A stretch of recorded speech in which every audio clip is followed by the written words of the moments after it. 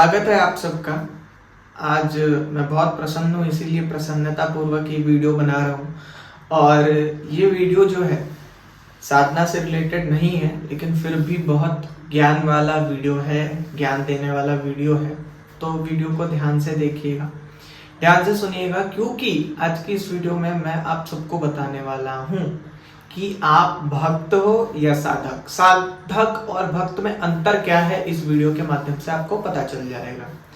और ये वीडियो से आपको जानकारी प्राप्त होगी, ज्ञान प्राप्त होगा।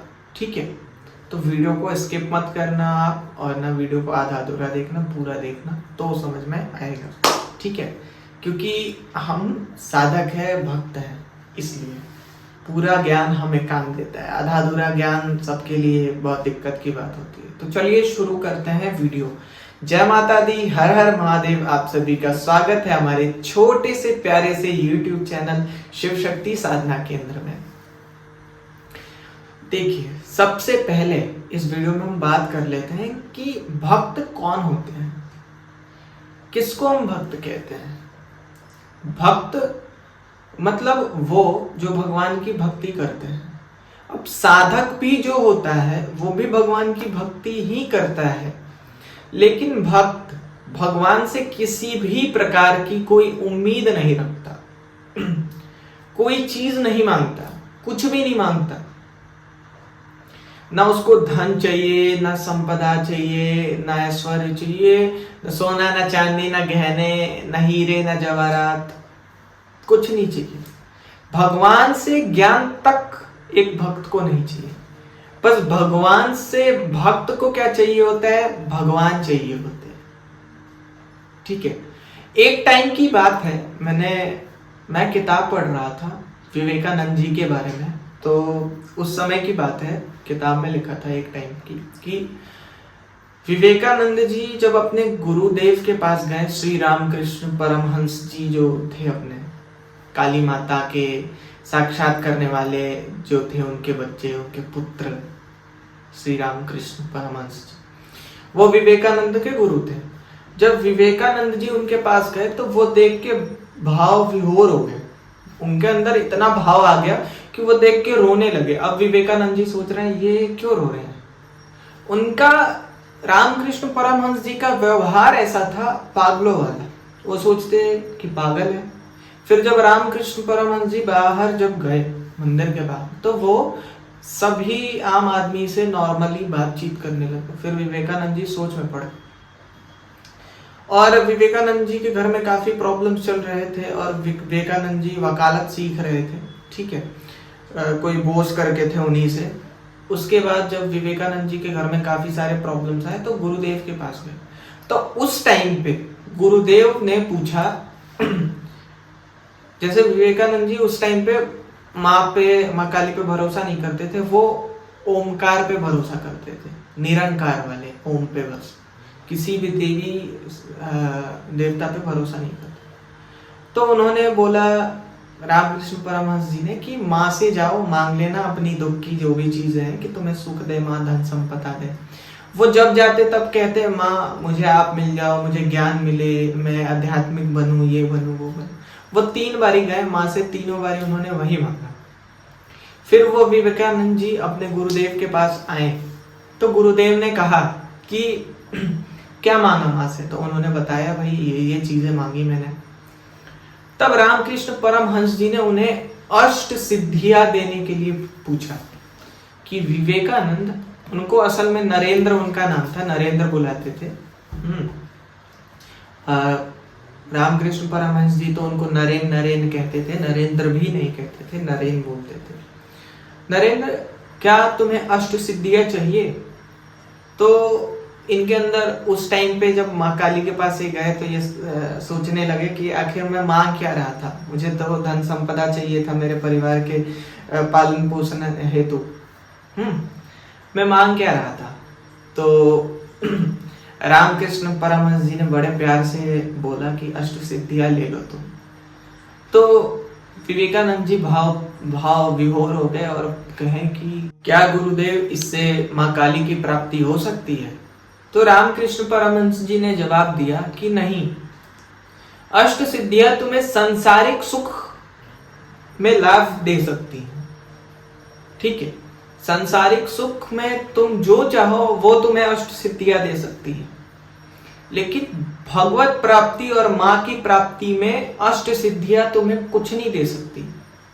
तो विवेकानंद जी का तुरंत जवाब निकला, गुरुदेव मुझे ये सिद्धियां नहीं चाहिए, ठीक है। अब ये कोई कहानी नहीं थी, इस कहानी से मुझे ये बताना था आपको, इस स्टोरी से, कि जो भक्त होता है ना उसको बस भक्ति चाहिए होती है। वो भगवान से कहते हैं, भगवान मैं हमेशा तेरा भक्त रहूं और तो मुझे हर जन्म में प्राप्त हो, भगवत प्राप्ति मुझे हर जन्म में हो प्रभु, ठीक है। लेकिन भक्त जो होता है वो दया करेगा कि नहीं, मैं तो भगवान को मन में याद रखेगा, लेकिन सोचेगा कि अरे ये तो इनका दिक्कत हो रहा है, यहाँ पे जाना चाहिए, ये हो रहा है यहाँ जाना चाहिए, ठीक है। तो ये भक्त हो जाते हैं बिना किसी लालच के। अब साधक की बात करें तो साधक वो जो जाप करता है। अब साधक में जरूरी नहीं कि साधक लालची होता है, नहीं, साधक में भी साधना और भक्ति होती है। साधक मीन्स अपने शरीर को, देवी देवताओं को साधना, उनसे चीजें सीखना, उनके दर्शन पाना। क्योंकि भक्त को तो पता ना कब साक्षात्कार होगा, लेकिन जो साधक होता है ना उसकी दृष्टि खुलते, दिव्य दृष्टि, थर्ड आई खुलते, उसको दर्शन होते हैं, देवी देवता भूत प्रेत सबके। साधक कौन लोग होते हैं? साधक वो होते हैं जो हठ योग करते हैं, योग करते हैं, जाप करते हैं। जो भी जाप करता है या साधना करता है उसको हम साधक बोलते हैं। साधक की जो होती है लालच साधक की भी नहीं होती। अब जो लोग भी साधना करते हैं उनको भगवत प्राप्ति भी प्राप्त होगी और साधना भी, साध भी लेंगे वो अपने शरीर को। इस शरीर में उस चक्र, उस शक्ति को साधक प्राप्त कर लेता है, ठीक है।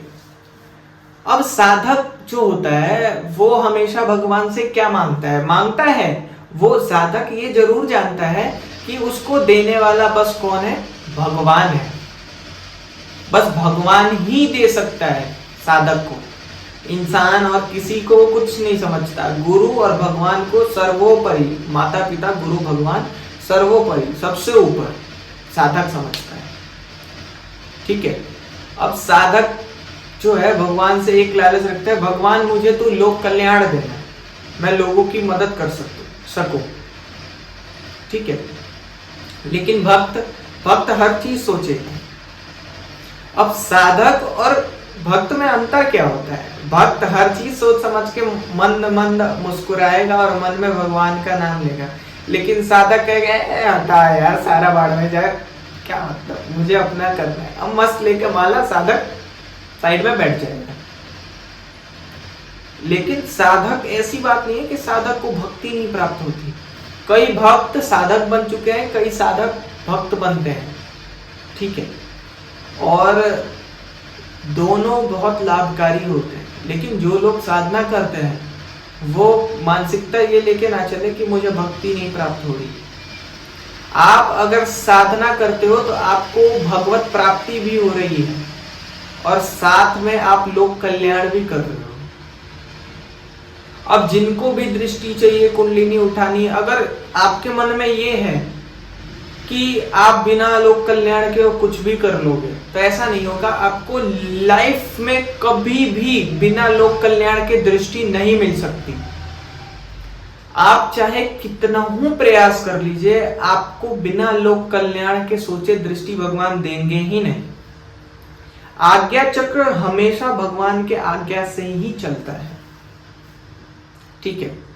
क्योंकि दृष्टि बहुत बड़ी चीज होती है, बहुत बड़ी चीज। अगर लोक कल्याण आप कर सकते हो तो ही दृष्टि मांगो, वरना दृष्टि के पीछे पड़ने पे लाइफ आपकी खत्म हो जाएगी। आप दृष्टि नहीं खोल सकते, लोक कल्याण तो आपको करना पड़ेगा। तो साधक भी अपने समाज में बहुत बड़ी भूमिका, बहुत बड़ा योगदान देता है। अगर साधक नहीं रहेगा, भूत प्रेत बाधा, तंत्र पित्र, ये सारी चीजें होंगी ही नहीं। सबसे बड़ी चीज कि साधक नहीं होगा तो कोई भक्ति भी नहीं सीख सकता। ठीक है, तो भक्त और साधक में यही अंतर होता है। अब आपका लेवल क्या है? हाँ, एक चीज मैं बता दूं कि अगर कई लोग मेरे पास कॉल करते हैं कि गुरुजी मैं साधना करता हूँ, किसकी साधना करते हो? तो गुरुजी लक्ष्मी जी की साधना करता हूँ। बड़े बढ़िया बात है, आप तो भगवती की साधना करते हो। क्यों करते हो? तो गुरुजी मुझे धन चाहिए। नहीं, वो ना वो साधक है ना वो भक्त है, वो लालची है। और मैं लिख के देता हूं कि वैसे व्यक्ति को आप भले लक्ष्मी माँ को पूजो, लेकिन लक्ष्मी माँ से भगवत प्राप्ति के लिए पूजो, भक्त बनो, साधक बनो, लोक कल्याण के लिए पूजो माँ लक्ष्मी को। अपने लिए पूज रहे हो, आपकी मनसा ही लालच है।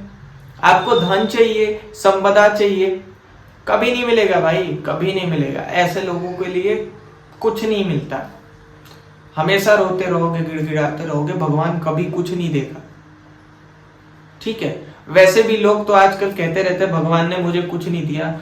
भाई भगवान ने आपको इतना बड़ा शरीर दे दिया, भगवान ने आपको मन दे दिया, चित्त दे दिया, आपकी आत्मा दे दी, सोचने के लिए बड़ा दिमाग दे दिया। तो भाई या तो आप भक्त बनो या तो आप साधक बनो, लेकिन ऐसे साधक मत बनना जिसमें बस आपकी लालच ही जुड़ी हुई हो।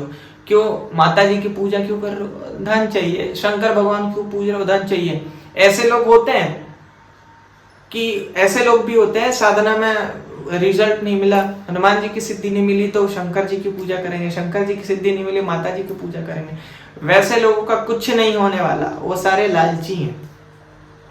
ठीक है, तो आपका लेवल कैसे तय होगा? अगर आप संसार की ये चिंतन करते हो और बस भक्ति में रमे रहते हो, तब तो आप भक्त हो। बस भगवान आपको चाहिए, कुछ नहीं चाहिए। धन चाहिए? नहीं चाहिए। क्या चाहिए? कुछ नहीं चाहिए। कपड़ा चाहिए? कुछ नहीं चाहिए। जूता चाहिए? कुछ नहीं चाहिए। खाना चाहिए? नहीं, वो भी नहीं मिलेगा। भगवान चाहिए, तो आप भक्त हो। लेकिन आप इतना सोचते हो कि आपको लोक कल्याण करना है, सामने वाले पे मोह माया आता है, काश मैं इसकी मदद कर देता, काश किसी भूत प्रेत को आपने देख लिया, किसी के ऊपर हाजिरी है, काश मैं इसको ठीक कर पाता, और आप जाप कर रहे हो, तब आप साधक हो। लेकिन आप धन के लिए लालच कर रहे हो, सिद्धि के लिए लालच कर रहे हो, तो फिर आपका कुछ नहीं होने वाला। जय श्री राम। हाँ, अगर वीडियो तो खत्म हो गई है, लेकिन अगर आप भी चाहते हैं और स्कैनिंग करवाना, मेडिटेशन क्लासेस में ज्वाइन होना, तो दिए गए व्हाट्सएप नंबर पे आप कांटेक्ट कर सकते हैं, जो कि है 7355952911। जय माता दी, हर हर महादेव। और जो लोग लालची हैं उनका तो भाई जय श्री राम।